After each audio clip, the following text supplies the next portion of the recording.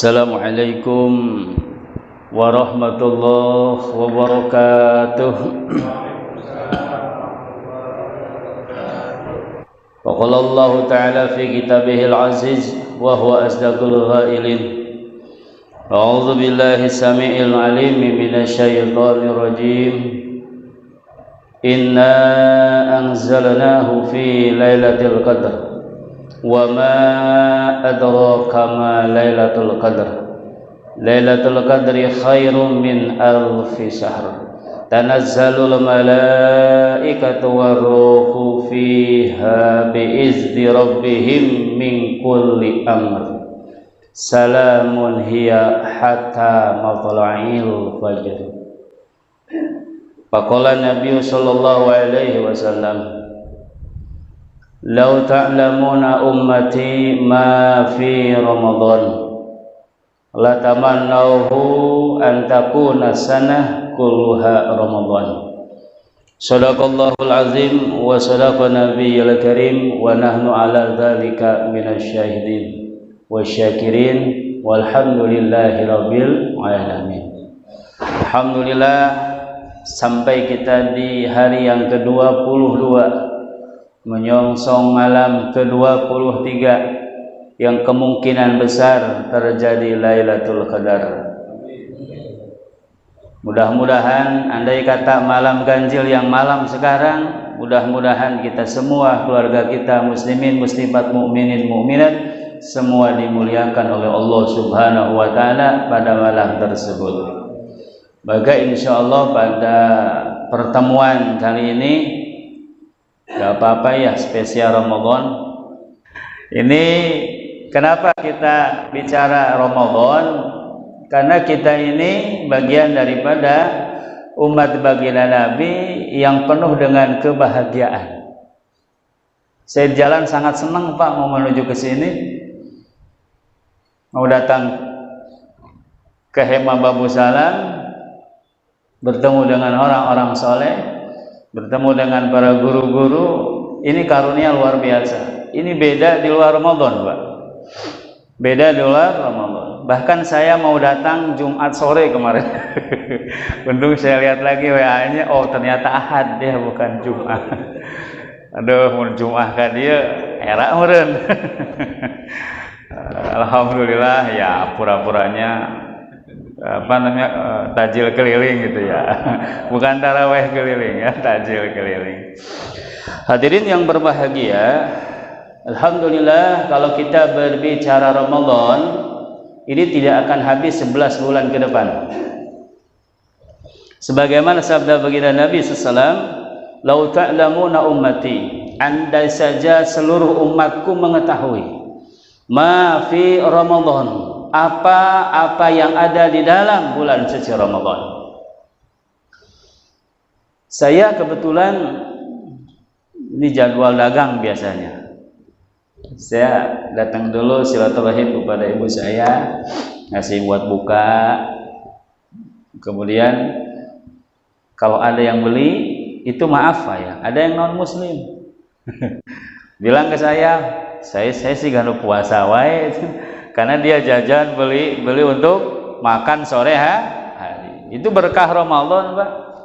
Ya, berkah Ramadan. Orang yang tidak berpuasa pun bisa mendapatkan kebahagiaan, tapi beda dengan kebahagiaan orang yang berpuasa. Karena di dalam riwayat dikatakan ada seorang Majusi ketika meninggal dunia itu diislamkan sama Allah Subhanahu wa taala menjadi beriman sebab memuliakan bulan Ramadan. Jadi kisahnya anaknya makan di luar, sama ayahnya yang Majusi tersebut dipanggil, "Dek, gak boleh kamu makan di luar." "Kenapa ayah? Kita kan gak puasa." "Tapi hargai orang yang sedang berpuasa." Ya, ieu mah umat Islam dagang isuk tepi ka sore aya nu dahar, eta kumaha urusanana? Ada yang nanya sama saya, eta mas beda urusanana. Iya, siang hari dagang, yang dagangnya muslim, yang makannya orang muslim. Nah ini maka yang dipanggil ya ayyuhalladzina amanu. Jadi yang dipanggil untuk melaksanakan saum Ramadan adalah orang-orang yang beriman. Bisa dibayangkan Pak, orang yang bukan Islam menghormati yang sedang berpuasa, Allah muliakan, Allah ampuni dosanya, bahkan dia masuk surganya Allah Subhanahu wa taala. Bagaimana dengan orang yang berpuasa? Halaula ta'amula ummati ma fi Ramadan. Yang tahu apa yang ada di dalam bulan suci Ramadan adalah pendahulu-pendahulu kita. Orang yang sudah meninggal dunia, itu Allah perlihatkan keutamaan Ramadan. Allah persaksikan kehebatan Ramadan kepada mereka, sehingga ketika datang bulan suci Ramadan, mereka mohon sama Allah ingin sekali menikmati satu malam saja di bulan suci Ramadan. Maka jangan sia-siakan Pak, ini malam ke-23 insya Allah ya, kita hidupkan masjid kita dengan i'tikaf, dengan tadarusan, dengan membaca sholawat, berzikir, sholat sunnah, kemudian banyak ingat sama Allah Subhanahu wa ta'ala. Mudah-mudahan saya dan juga yang hadir Allah permudah untuk melaksanakan ibadah-ibadah pada malam-malam di bulan suci Ramadan, khususnya sekarang di 10 malam terakhir.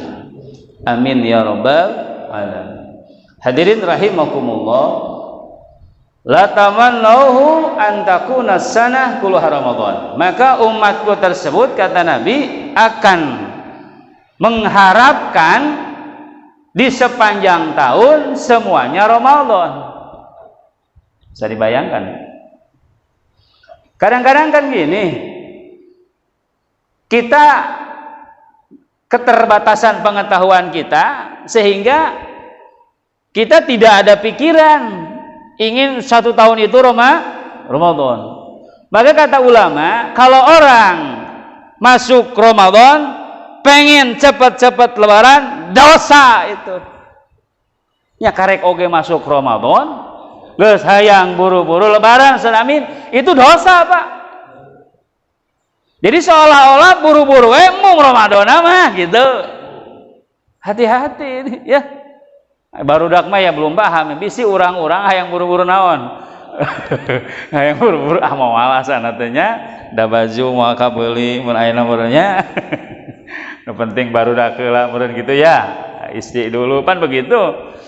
Tapi kadang ada orang yang pengen cepat-cepat Roma, pengen cepat lebaran, dan maaf, dia nggak mau melaksanakan puasanya. Nah ini dosa maksud. Maka banyak orang-orang yang dikhawatirkan baginda Nabi, ada orang yang puasanya hanya menahan lapar, haus, kemaluan, itu di siang hari dari yang membatalkan puasa. Dia nggak memperhatikan mana yang membatalkan pahala puasa. Kan ada 5 ya, tuh itu saum itu ada 5. Pertama bohong, kedua ghibah, 3 namimah, keempat sumpah palsu, kelima ada lebih syahwatin, melihat dengan syahwat. Maka bagi orang yang diselamatkan oleh Allah Subhanahu wa taala dari hal tersebut, maka adalah dia orang-orang yang berbahagia dan makomnya tinggi di sisi Allah Subhanahu wa taala. Sebagaimana oleh Al-Habib Umar bin Hafiz, beliau sampaikan bahwa idza aradta an ta'lama, idza aradta ayya'rifa manzilataka min rabbika fangduru fi masayyaraka.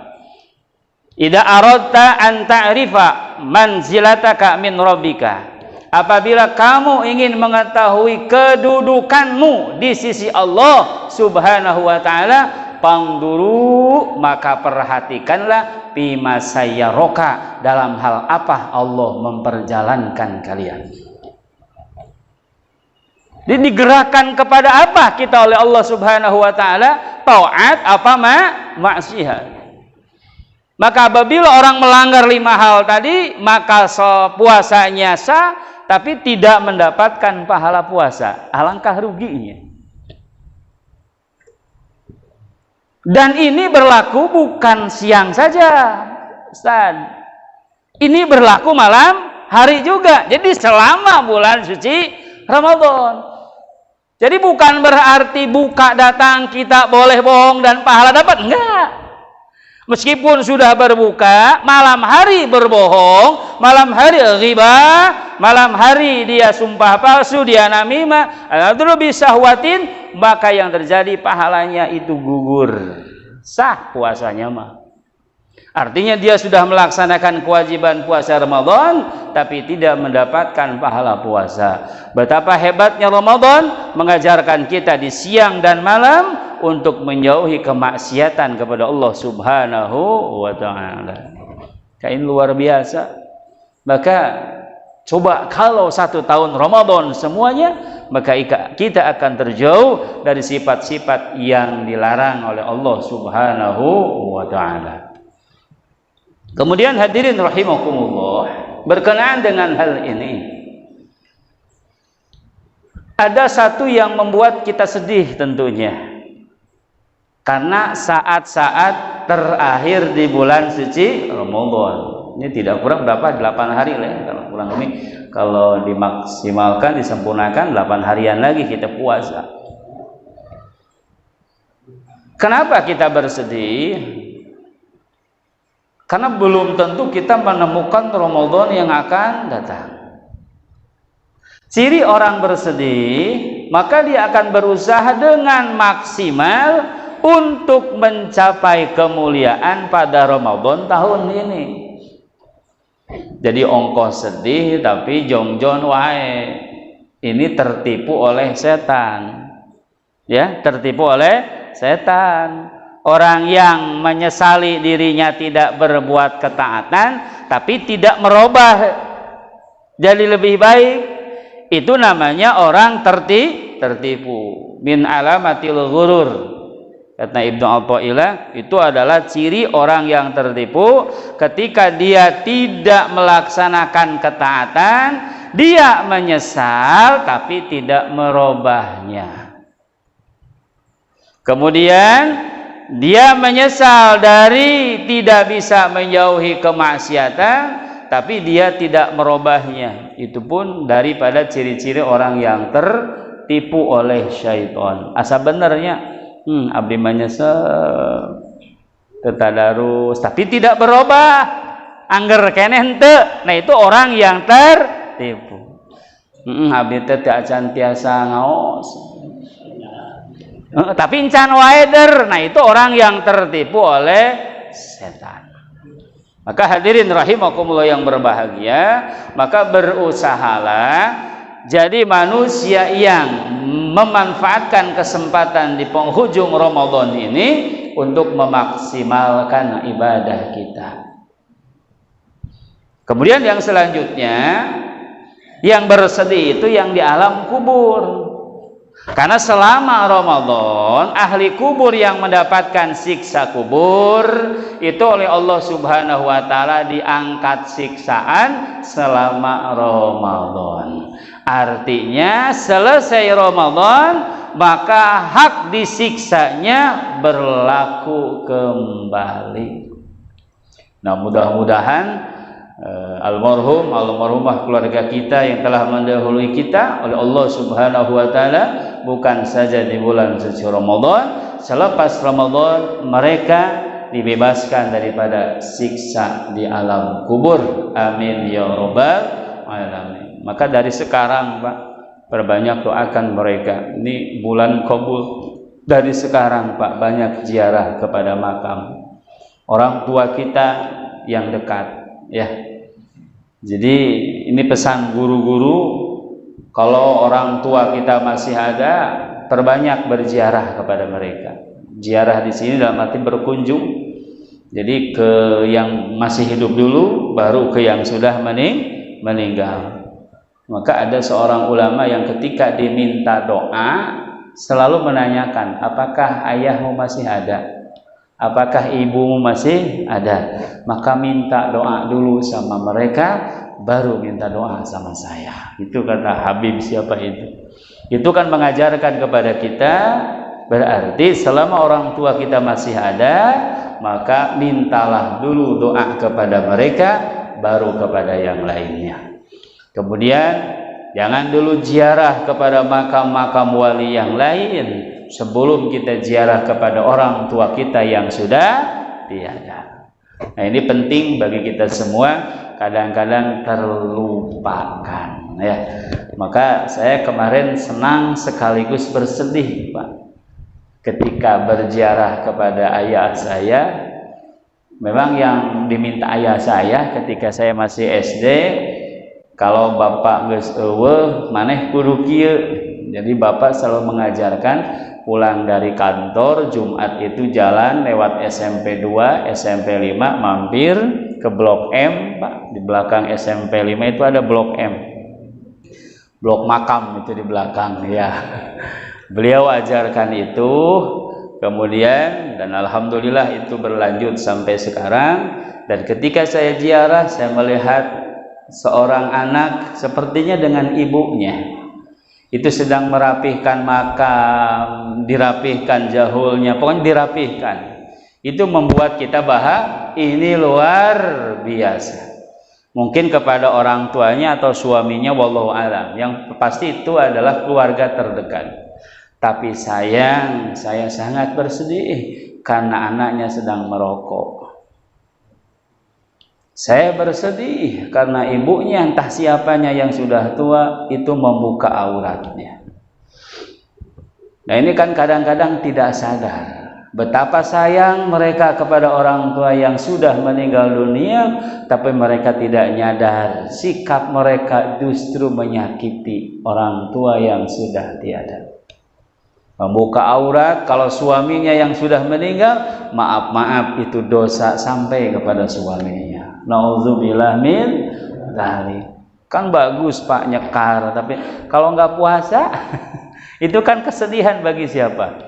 Bagi orang tua yang sudah meninggal dunia. Artinya bahagiakan mereka lahir dan batin. Maka setiap kebaikan yang kita lakukan itu mengalir pahalanya kepada kedua orang tua kita. Karena kita dididik oleh orang tua bisa seperti ini, bisa melaksanakan kebaikan, menjauhi kejelekan sebab jasa orang tua kita dan jasa guru-guru kita.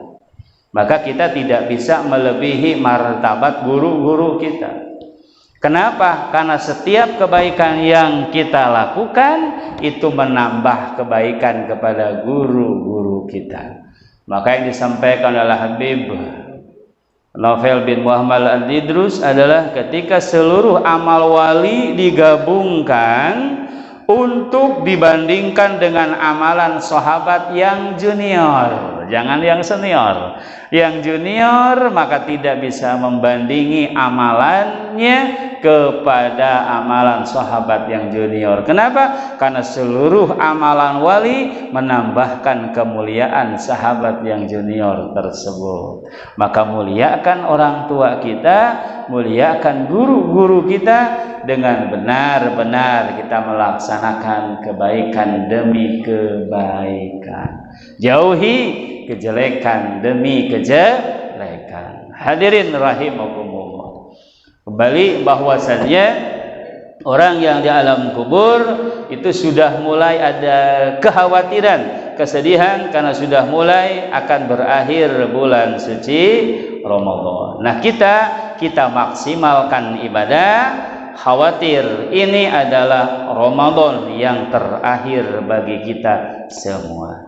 Hadirin rahimakumullah. Mungkin banyak ya orang yang menyampaikan perihal Lailatul Qadar. Saya juga akan mengupas sedikit. Ini tabaruk ngalap barokah. Yang pertama dari majelis ini, yang kedua ngalap berkah daripada ayat yang menerangkan tentang Lailatul Qadar, dan mengalah berkah dari manusia agung yang menjadi sebab adanya Lailatul Qadar, baginda Rasulullah sallallahu alaihi wasallam.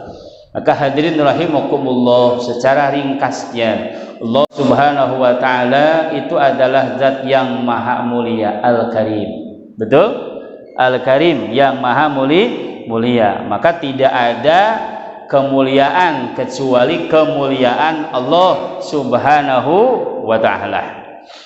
Artinya kemuliaan itu milik Allah Subhanahu wa taala. Kita tidak mulia, kalaupun mulia dimuliakan oleh Allah Subhanahu wa taala. Beda Pak, zat yang mulia dengan yang dimuliakan. Nah, Allah yang maha mulia itu menurunkan Al-Qur'an yang mulia. Maka Al-Qur'an disebutnya Al-Qur'anul Karim, yang mulia. Jadi Allah yang maha mulia menurunkan Al-Quran, yaitu firman-Nya atau kalamullah, diturunkannya oleh makhluk mulia yang selamanya taat, selamanya tidak maksiat, bahkan menjadi pemimpin para malaikat, malaikat Jibril alaihi salam. Namanya Abdul Jalil. Jadi malaikat Jibril itu namanya Abdul Jalil. Kemudian diturunkannya juga pada malam mulia, maka disebutnya Al-Qadr. Al-Qadr itu kemuliaan. Zat yang maha mulia menurunkan sesuatu yang mulia oleh makhluk yang dimuliakan oleh Allah Subhanahu wa taala untuk disampaikan kepada makhluk yang paling mulia dunia, paling mulia akhirat, Sayyiduna Muhammad sallallahu alaihi wasallam. Ini tentunya poin yang akan saya sampaikan pada kesempatan yang berbahagia ini.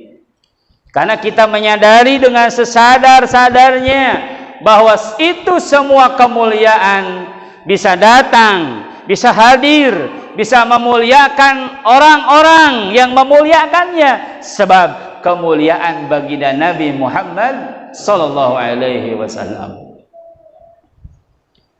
Itu dari Lauhul Mahfuz Allah turunkan ke langit keempat. Di langit keempat ada namanya Baitul Izzah, tempat kemuliaan. Nah, dari Lauhul Mahfuz ke langit keempat itu Allah turunkan sekaligus.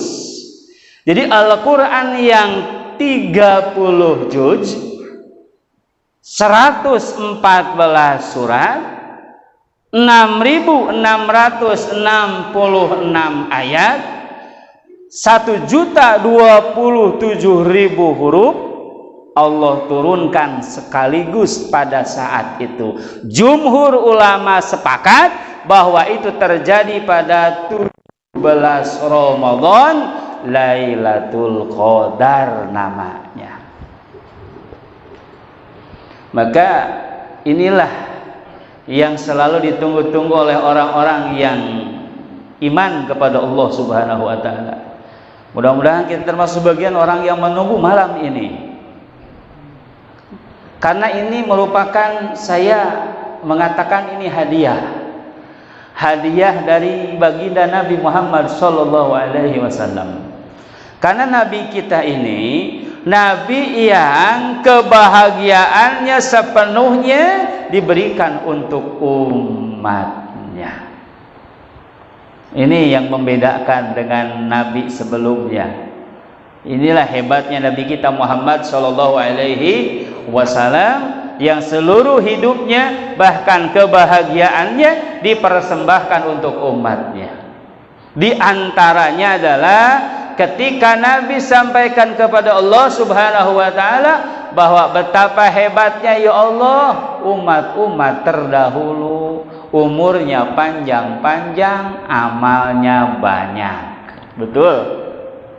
Itu Nabi Nuh berapa tahun usianya ya? Dakwahnya saja 950 tahun. Nabi Adam juga berapa usianya? Itu panjang-panjang. Sehingga amalnya banyak.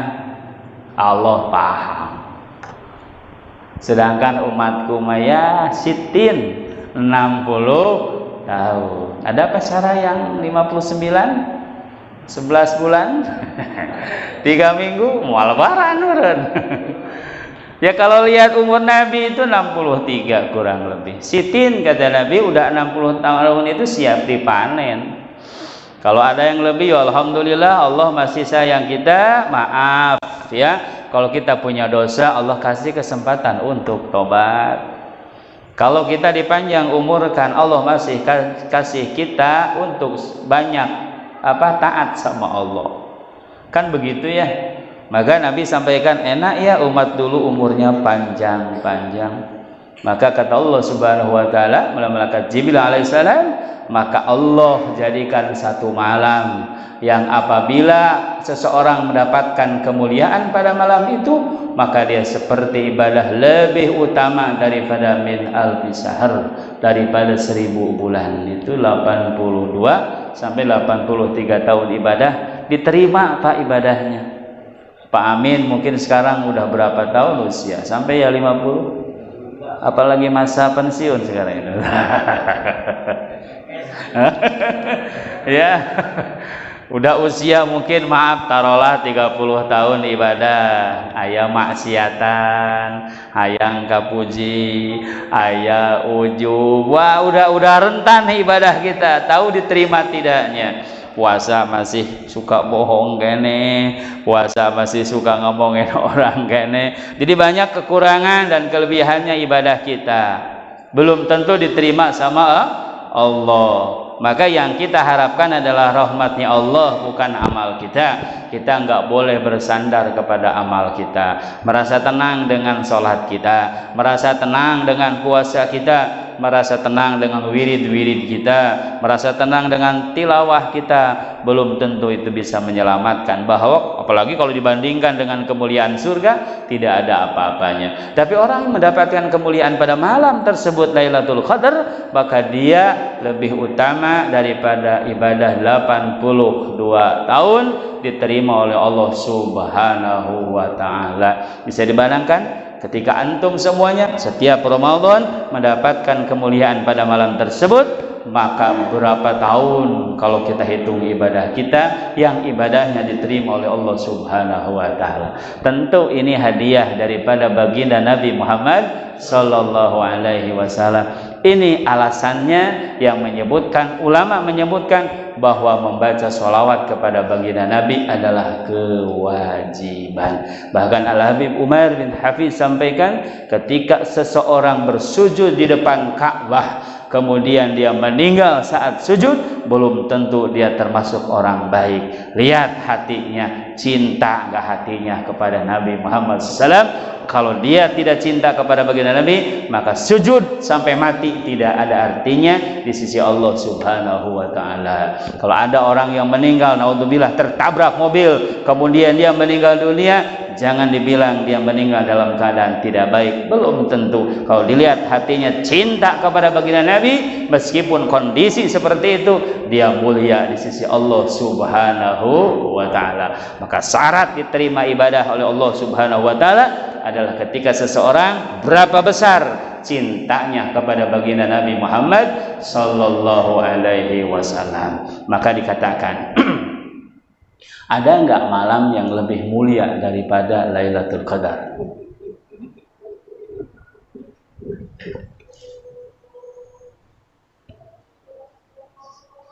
Sambil melihat jam ya sebetulnya ini.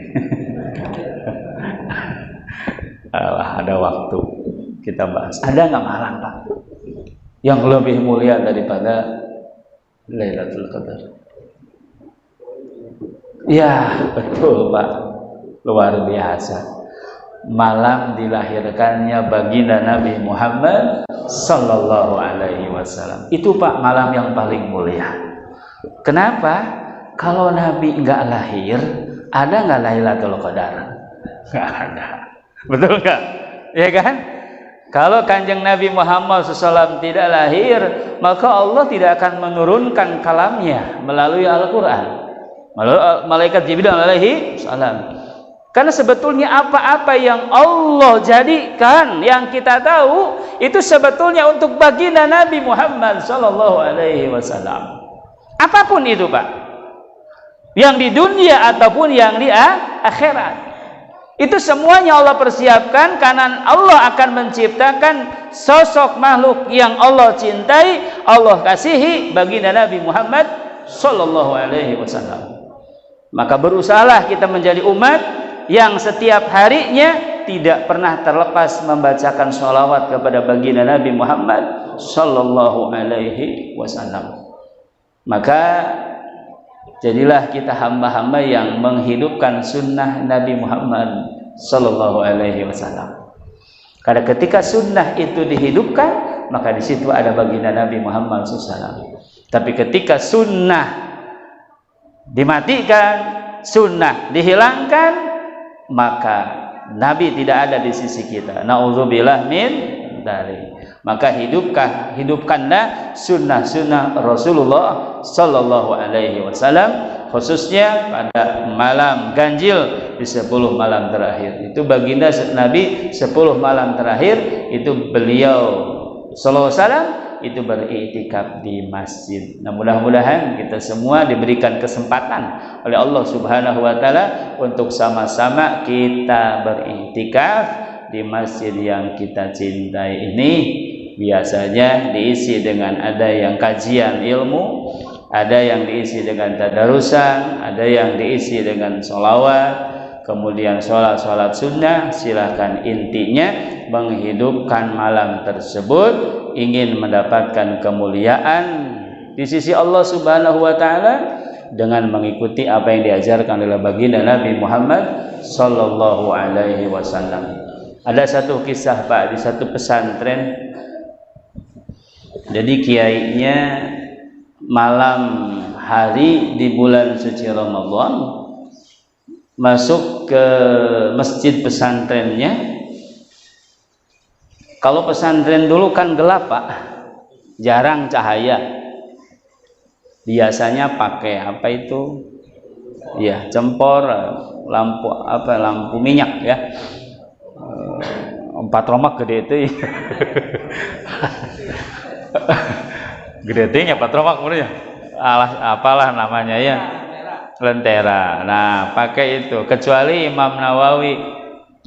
Ya, Imam Nawawi nggak pakai lentera, tapi pakai ini, Pak. Masya Allah, karawagia, gini Imam Nawawi itu kalau lagi kajian begini, Pak. Ini nyala apanya? Iya, karena beliau selama hidupnya sunnah, Pak. Jadi nggak ada kesunahan yang dia tinggalkan. Semua sunnah udah dia lakukan, cuma satu yang belum nikah. Jadi Imam Nawawi nggak menikah, Pak. Bukan nggak mau, bukan lupa, Pak. Saking sibuk dengan ilmu, anu beuki mah urang anu mengikuti kajiannya ya. Jadi katungkul ku ilmu, kajian ilmu, mencari ilmu, menulis karangan-karangan untuk umat baginda Nabi, sehingga lupa sunnah satu. Kalau Al-Imam bin Hambal, semua sunnah beliau sudah laksanakan kecuali satu, makan semangka. Jadi beliau itu tidak pernah mengetahui satu riwayat yang menyebutkan bagaimana Rasul makan buah semangka. Jadi apakah dibelah, apakah dilobangin, apakah di blender, enggak. Karena enggak tahu, ini saking pengen sama seperti Rasulullah, Al-Imam Ahmad bin Hambal itu satu yang enggak pernah dia lakukan, makan buah semangka. Sedangkan katanya semangka itu adalah buah surga. Nah, hadirin rahimakumullah. Nah, di pesantren tersebut pakai yaitu minyak. Tapi ketika malam hari semua sudah tidur, semua terlelap, ada satu cahaya dari langit tembus ke masjidnya, Pak. Oh, tentu kaget. Ini cahaya apa? Maka dilihat ternyata cahaya itu, Pak, mengenai satu orang santri, Pak. Ini kiai heran. Ini ada apa ini? Kemudian diikatkan sarungnya, Pak. Sarungnya sama kiai itu diikatkan. Udah selesai kajian subuh, ketika akan mengaji, mama ajengan sampaikan, santri saha anu sarungna ditalikeun, tungtungna. Sontak kan semua santri cari ya. Akhirnya ada satu santri, saya Abah, oh maneh ka dia ka hareup. Dengan tidak ragu dia ke depan. Maaf, ini santri yang kebilang maaf, dia nggak bisa ngaji, Pak. Rajin ngajinya tapi nggak bisa gitu. Hese ngaji gitu, baca kitab tuh bisa, Kang. Ngan ngaji teh ngaji, we. Dipanggil ke depan, diuknya, buka kitabna, halaman sabaraha Abah, sabaraha we kumaha maneh. Terus dibuka Abah, baca. Dibaca itu kitab. santri yang nggak bisa baca kitab, norolang baca kitab, kata Abah, nges, sok jelaskan ku anjeun. Dijelaskan, semua paham apa penjelasannya. Kata Abah tersebut rahasia tapi nggak disampaikan. Santri ini mendapatkan Lailatul Qadar dan santri tersebut menjadi ulama besar, hanya memang tidak disebutkan. Insyaallah ya. Tuh kalau Allah pengen memuliakan, apa tuh amalan dia? Amalan dia apa? Ngaji wae teu bisa. Ternyata amalannya adalah santri ini khidmah kepada santri yang lain, tukang mangliwetkeun, Pak. Dia menjaga liwet buat sahurnya santri. Jadi santri mau sahurnya manehna nu tukang mangliwetkeun. Kenapa dia mangliwetkeun? Karena dia nggak punya beras, Pak. Dia jual jasa untuk ikut sahur. Ini santri dulu lihat. Maka mulia-mulia santri itu sama santri aja khidmah, bisa dibayangkan oleh antum bagaimana sama kiainya dia khidmah. Sama teman santrinya dia khidmah, dia jaga jangan sampai angus. Kalau angus nanti gimana temennya nggak bisa makan sahur. Komo manehna meureun moal kebagian. Dia makan sisa daripada teman-temannya. Karena ketika dia melakukan itu terjadilah Lailatul Qadar, di situ dia dimuliakan sama Allah. Tepira, Pak, bukan tadarus, Pak, bukan sholat sunat, Pak, bukan. Tapi dia dimuliakan sama Allah pada Lailatul Qadar sebab dia memuliakan santri-santri yang sedang mencari ilmu. Masya Allah.